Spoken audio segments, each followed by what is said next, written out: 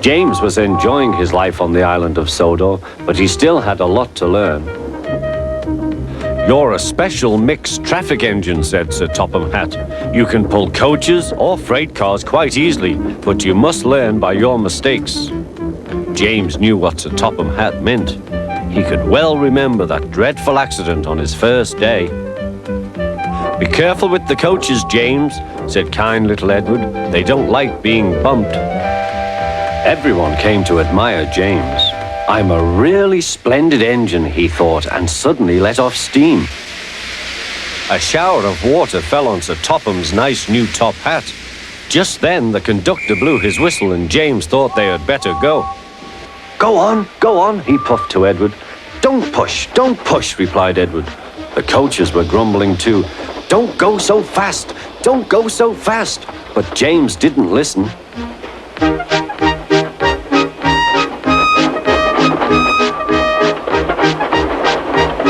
When at last they stopped at the next station, 2 coaches were beyond the platform. They had to go back to let the passengers out.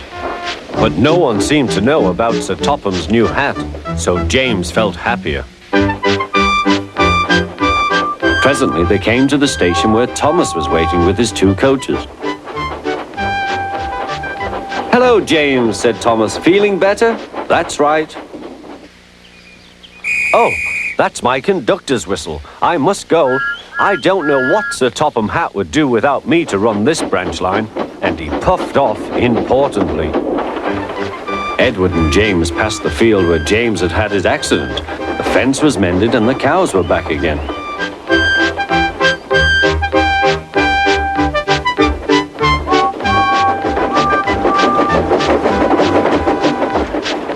They ended their journey and rested before setting off for home. James was still wondering what Sir Topham would have to say about his new hat.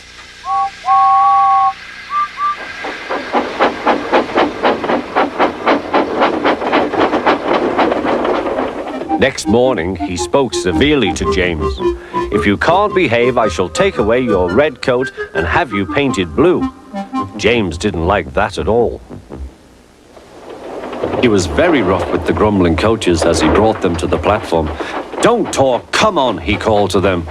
"Gordon never has to fetch his own coaches," he thought to himself, "and he's only painted blue."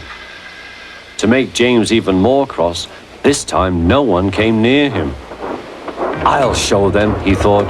"They think Gordon is the only engine who can pull coaches."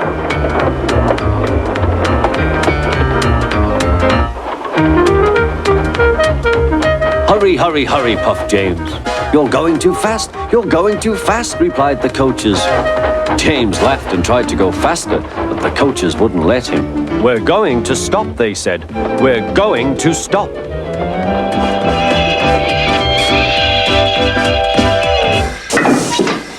"What's the matter?" James asked his driver.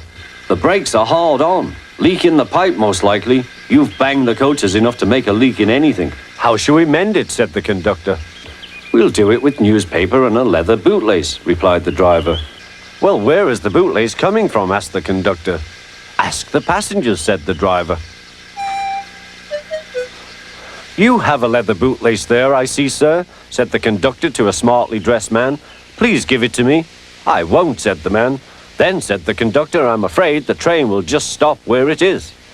The passengers all said what a bad railway it was. Then they told the man how bad he was instead. Everyone was very cross. At last he handed his laces over.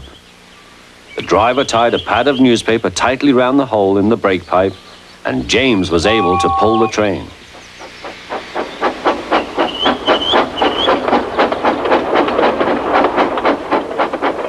But he was a sadder and wiser James and took care never to bump coaches again.